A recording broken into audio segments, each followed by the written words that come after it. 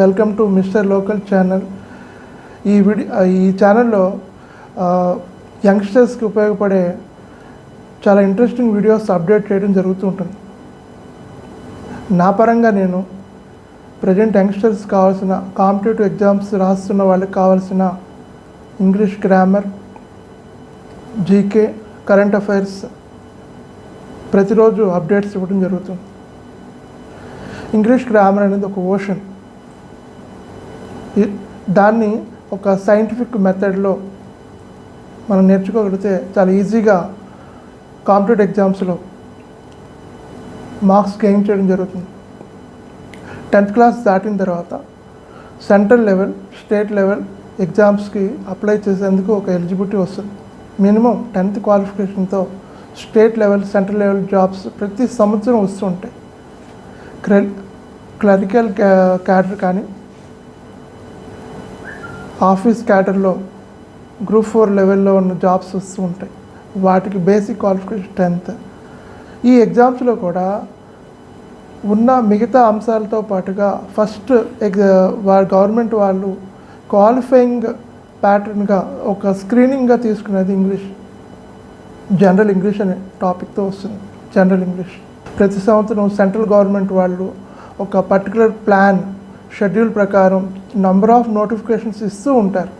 UPSC అవ్వచ్చు, లేకపోతే Indian IBPS అంటారు, లేకపోతే స్టేట్ బ్యాంక్ వాళ్ళు సపరేట్గా క్లరికల్ క్యాడర్, పిఓస్ అలా డిఫరెంట్ ఎగ్జామ్స్ వాళ్ళు కండక్ట్ చేస్తుంటారు. స్టాఫ్ సెలక్షన్ కమిషన్, ఈ విధంగా డిఫరెంట్ ఎగ్జామ్స్ జరుగుతూ ఉంటాయి. వాటిలో కంపల్సరీగా ఒక స్టూడెంట్ యొక్క ఒక రాసే యాస్పిరెంట్ సెలక్షన్ డిసైడింగ్ ఫ్యాక్టర్గా జనరల్ ఇంగ్లీష్ ఉపయోగపడుతుంది. ఈ జనరల్ ఇంగ్లీష్ అనేది ఒక రోజులో ఎగ్జామ్ ముందు ఒక 4 రోజుల ముందో, నెల రోజుల ముందో హడావుడిగా నేర్చుకుంటూ వచ్చేది కాదు. దాని రూట్ లెవెల్లో ఫౌండేషన్ నుంచి రూట్ లెవెల్లో బేసిక్స్ నుంచి బాగా నేర్చుకుంటే మీకు త్రూఅవుట్ యువర్ లైఫ్ మీకు అది సపోర్టివ్గా ఉంటుంది. ఓకేనా? ఇక మన స్టేట్ లెవెల్లో ఎగ్జామ్స్ చూస్తే పోలీస్ కానిస్టేబుల్స్, ఎస్ఐస్, లేకపోతే డిఎస్సి ఇలాంటి కొన్ని ఎగ్జామ్స్లో కూడా తప్పనిసరిగా ఇంగ్లీష్ అనేది ఒక డిసైడింగ్ ఫ్యాక్టర్గా ఉంటుంది. స్టేట్ లెవెల్లో గ్రూప్ 1, 2, 3, 4 ఇలాంటి ఎగ్జామ్స్ ఉంటాయి. గ్రూప్ 1 ఎగ్జామ్ అనుకోండి, దానిలో అయితే మెయిన్స్ ఎగ్జామ్ రాసినప్పుడు అందులో ఉన్న పేపర్లో ఫస్ట్ ఇంగ్లీష్ మాత్రమే వాళ్ళు వెరిఫై చేసి ఆ ఇంగ్లీష్లో క్వాలిఫై అయిన వాళ్ళు మిగతా పేపర్స్ వాళ్ళు కరెక్షన్ చేస్తారనమాట. అలాంటి ఈ నెక్స్ట్ స్టాఫ్ సెలక్షన్ కమిషన్లో కూడా ఇంగ్లీష్ ఫస్ట్ కేటగిరీలో క్వాలిఫైయింగ్ మార్క్స్ వచ్చిన వాళ్ళకే మిగతా రీజనింగ్, అర్థమెటిక్, కరెంట్ అఫైర్స్ లాంటి వాళ్ళు కరెక్షన్ చేయడం జరుగుతుంది. బ్యాంక్ ఎగ్జామ్స్లో కూడా first general English paper correction అయిన తర్వాతే అంటే క్వాలిఫైయింగ్ ఎగ్జామ్ అనమాట. రాసే అనేక వేల మంది, లక్షల మందిలో ఈ జనరల్ ఇంగ్లీష్ సరిగ్గా వాళ్ళు అటెంప్ట్ చేయలేక మాకు తెలుసులే ఇంతే కదా అనే వాళ్ళ ఈజీగా తీసుకోవడం వల్ల దాన్ని బేసిక్ లెవెల్లోనే వాళ్ళు క్వాలిఫై కాలేకపోతున్నారు. వాళ్ళు అర్థమెటిక్, రీజనింగ్ అన్నీ బాగానే చేస్తున్నారు, కానీ ఇంగ్లీష్లో మాత్రం ఎక్కడో వాళ్ళకి తెలియకుండా ఒక లాజిక్ మిస్ అయ్యి తొట్టుపాటుతో మినిమం క్వాలిఫైయింగ్ మార్క్స్ కూడా తెచ్చుకోలేకుండా అవసరం పడుతున్నారు. ఇది మీకు ఇంగ్లీష్ ఈ యొక్క సిరీస్లో ఈజీ వేలో రూట్ లెవెల్లో చెప్పడం జరుగుతుంది. కాంపిటేటివ్ ఎగ్జామ్ పాయింట్ ఆఫ్ వ్యూలో ఏవైతే అవసరమో వాటిని మీకు రూట్ లెవెల్లో పూసగుచ్చినట్టుగా అందించడం జరుగుతుంది. మీరు చేయవలసిందల్లా ఈ సిరీస్ ఆఫ్ వీడియోస్ని ఎక్కడా మిస్ అవ్వకుండా కంటిన్యూటీగా తెలుసుకోవటం. ఈరోజు ఫస్ట్ టాపిక్ తీసుకుంటే sentences. What is the meaning of sentence? Sentence is a group of words which gives a complete meaning. Sentence is a group of words which gives a complete meaning. There are 4 types of sentences. Statements. First one, statements. Second one, questions. Third one, exclamatory. Fourth one, imperative. First one statements చూద్దాం. ఇప్పుడు మనం చెప్పుకున్న ఈ 4కి కూడా structures ఉంటాయి, pattern.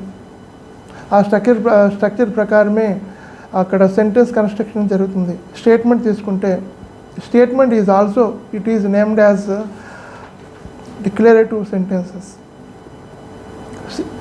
Statement sentence, what is the structure of statement sentence? Means subject plus verb plus object, subject plus verb plus object, lastly full stop. Statement sentence ends with full stop. కొన్ని ఎగ్జామ్స్లో వాళ్ళు ఏంటంటే examiner వీళ్ళకి రాసే క్యాండిడేట్కి ఈ కనీసం pattern అవగాహన ఉందా లేదని చెప్పి ఇలాంటి క్వశ్చన్ కూడా అడుగుతున్నారు. Example, statement sentence ends with అని 4 ఆప్షన్స్ ఇస్తారు, full stop, comma, question mark, exclamation mark అని. అందుకని ఈ స్ట్రక్చర్ కూడా మనం మైండ్లో క్యాచ్ చేయడం ఇంపార్టెంట్. నెక్స్ట్, కొన్ని ఈ స్టేట్మెంట్స్లో 2 రకాలు ఉంటాయి, positive statement, negative statement. Positive statement అంటే ఎగ్జాంపుల్ మీ గురించి మీరు చెప్పుకున్నాను అనుకోండి, మై నేమ్ ఈజ్ గిరిధర్, అది పాజిటివ్ స్టేట్మెంట్. నెగిటివ్ అనుకోండి, I'm not doing that work, I know I don't know, I know I don't know. ఒకటి పాజిటివ్ ఎగ్జాంపుల్, రెండోది నెగిటివ్ ఎగ్జాంపుల్. సెకండ్ వన్ చూస్తే క్వశ్చన్స్. ఈ క్వశ్చన్స్లో 2 రకాలు ఉంటాయి, direct question, indirect question. Direct question, indirect question అంటే ఆ question కొన్ని question words start అయితే దాన్ని డైరెక్ట్ క్వశ్చన్ అంటారు. దాన్ని WH వర్డ్స్ అంటారు. ఏమంటారండి? WH వర్డ్స్ అంటే what, when, why, where, which, whose, how ఇలాంటి వర్డ్స్ స్టార్ట్ అయితే వాటిని WH క్వశ్చన్స్ అంటారు. అవి నెక్స్ట్ ఈ డైరెక్ట్ క్వశ్చన్స్ అనేవి WH క్వశ్చన్స్ వర్డ్స్ ఫామ్ అవుతాయి, లేకపోతే హ్యావ్ ఫార్మ్స్తో కూడా ఫామ్ చేయొచ్చు. హ్యావ్ ఫార్మ్స్తో, హ్యావ్, హ్యాజ్, హ్యాడ్, ఈ 3 హ్యావ్ ఫార్మ్స్ అంటారు, వీటితో ఫామ్ అవుతుంది. లేకపోతే డూ ఫార్మ్స్తో కూడా మనం డైరెక్ట్ క్వశ్చన్స్ ఫామ్ చేయొచ్చు. Do, does, did. ప్రజెంట్ టెన్స్లో అయితే do and does, past tense అయితే డిడ్. అది కాకుండా కొన్ని బీ ఫార్మ్స్ ఉన్నాయి, be forms. Be forms and present టెన్స్లో బీ ఫార్మ్స్ అయితే is, are, am, is, are, am, వీటితో కూడా క్వశ్చన్ డైరెక్ట్ క్వశ్చన్ ఫామ్ అవుతుంది. పాస్ట్ టెన్స్లో బీ ఫార్మ్స్ అయితే was, were, was and were. ఓకేనా? ఈ విధంగా ఈ డైరెక్ట్ క్వశ్చన్స్ అనేది ఒక డైరెక్ట్గా ఒక ఆన్సర్ తెలుసుకోవడానికి అడుగుతారు. వీటిని ఎక్కువగా క్లాస్ రూమ్లో టీచర్ చెప్పేటప్పుడు కానీ, లేకపోతే ఏదైనా ఒక సబ్జెక్ట్ ఎక్స్ప్లెయిన్ చేస్తూ మధ్యలో కానీ అడిగేందుకు ఉపయోగిస్తారు. Example, what is your name, అదేంటంటే direct question. Which class are you studying, direct question. How old are you, direct question. ఓకేనండి? కొన్ని ఎగ్జామ్స్లో అయితే వాళ్ళు ఎగ్జామినర్ ఒక సెంటెన్స్ ఇస్తారు, కింద 4 ఆప్షన్లో అదేంటి స్టేట్మెంటా, క్వశ్చనా, ఎక్స్క్లమేటరీ సెంటెన్సా, ఇంపరేటివ్ సెంటెన్స్ అని అడుగుతున్నారు. అందుకని దాన్ని ఇచ్చిన క్వశ్చన్ చూసి మనం ఇది డైరెక్ట్ క్వశ్చన్, ఇది ఇండైరెక్ట్ క్వశ్చన్, ఇది స్టేట్మెంట్, ఇది పాజిటివ్ స్టేట్మెంట్, ఇది నెగిటివ్ స్టేట్మెంట్, ఇది ఎక్స్క్లమేటరీ, ఇది ఇంపరేటివ్ సెంటెన్స్ అని చెప్పగలిగే స్థాయిలో మనం ఉండాలి. ఓకేనండి? నెక్స్ట్ ఈ డైరెక్ట్ క్వశ్చన్ అయిన తర్వాత నెక్స్ట్ ఇండైరెక్ట్ క్వశ్చన్స్ అనమాట. ఇండైరెక్ట్ క్వశ్చన్స్ అంటే అందులో క్వశ్చన్ వర్డ్ సెంటెన్స్ మధ్యలో ఉంటుందండి. దానికి ముందు ఒక స్ట్రింగ్, ఒక ఫ్రేజ్ అనేది ఫ్రేజ్తో స్టార్ట్ అయ్యి మధ్యలో క్వశ్చన్ వర్డ్ ఉండి చివరిలో ఫుల్ స్టాప్ ఉంటుంది.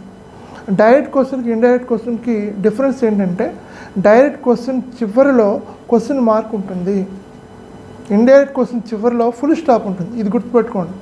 కొన్ని ఎగ్జామ్స్లో ఫండమెంటల్ లెవెల్లో బేసిక్స్ ఈ స్టూడెంట్కి ఈ ఎగ్జామ్ యాస్పిరెంట్కి, జాబ్ యాస్పిరెంట్కి ఉన్నాయో లేదో తెలుసుకోవడం కోసం వాళ్ళు ఇలా అడుగుతున్నారు. Example, direct question ends with అని 4 ఆప్షన్స్లో full stop, comma, question mark, exclamation mark అని ఇస్తారు. అదే ఇంకో రకంగా అడగాలంటే ఇండైరెక్ట్ క్వశ్చన్ ఎండ్స్ విత్ అని 4 ఆప్షన్ ఇస్తే మనం క్వశ్చన్ ఎండ్స్ విత్ అనేటప్పటికి ఏమనుకుంటాం, క్వశ్చన్ మార్క్ అనుకుంటాం. కానీ ఇండైరెక్ట్ క్వశ్చన్ అనేది ఫుల్ స్టాప్తో ఎండ్ అవుతుంది, గుర్తుపెట్టుకోండి. ఇండైరెక్ట్ క్వశ్చన్ ఒక ఫ్రేజ్తో స్టార్ట్ అయ్యి మధ్యలో క్వశ్చన్ వర్డ్ వచ్చి చివరిలో ఫుల్ స్టాప్ వస్తుంది. ఎగ్జాంపుల్ చూద్దాం. ఒక డైరెక్ట్ క్వశ్చన్, ఒక ఇండైరెక్ట్ క్వశ్చన్ చూస్తే మీకు క్లారిటీ వస్తుంది. Example, where is post office, where is post office, అది direct question. Where is post office చివరిలో క్వశ్చన్ మార్క్, అది డైరెక్ట్ క్వశ్చన్. దాన్ని ఇండైరెక్ట్లో మార్చారంటే please tell me where the post office is, లాస్ట్లో ఫుల్ స్టాప్. ఇంకొక ఎగ్జాంపుల్ చూద్దాం. How old are you, direct question ఇది. How old you are full stop, please tell me how old you are full stop అనేది indirect question. ఓకేనా. Next, present ఉన్న ఈ 4 పార్ట్స్లో sentences అయిపోయింది, తర్వాత క్వశ్చన్స్ అయిపోయింది, తర్వాత ఇంపరేటివ్ సెంటెన్స్లో కొన్ని ఇందులో కూడా కొన్ని సబ్ డివిజన్స్ ఉన్నాయి. Imperative questions starts with verb. Statements అయినా క్వశ్చన్స్ అయినా వాటిలో సబ్జెక్ట్ ఉండాలి, కానీ ఇంపరేటివ్ సెంటెన్స్ మాత్రం ఈ ఇంపరేటివ్ సెంటెన్స్ని మాత్రం సబ్జెక్ట్ ఉంది. నెక్స్ట్ మూడోది ఇంపరేటివ్ సెంటెన్స్ అనమాట. ఈ imperative sentence starts with verb, only verb. There is no subject. Subject is understood. In imperative sentence, subject is understood. In imperative sentence also we have some subdivisions. Example, orders. Orders starts with imperative sentence. Request, wishes, let sentences. These four are parts of imperative sentence.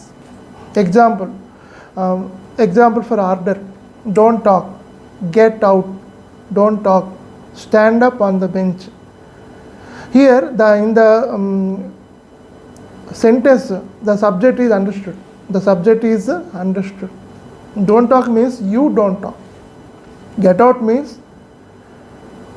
you get out.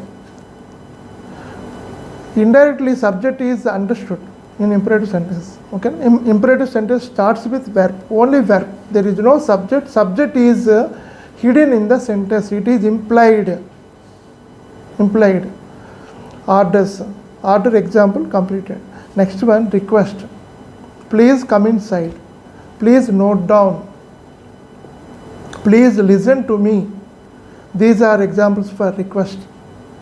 In the word request itself we can understand request. Next one, third one, wishes: may God bless you, wish you a happy new year. All these comes under wishes. Best of luck. Suppose your friend is going to write an exam, what do you say? All the best, best of luck.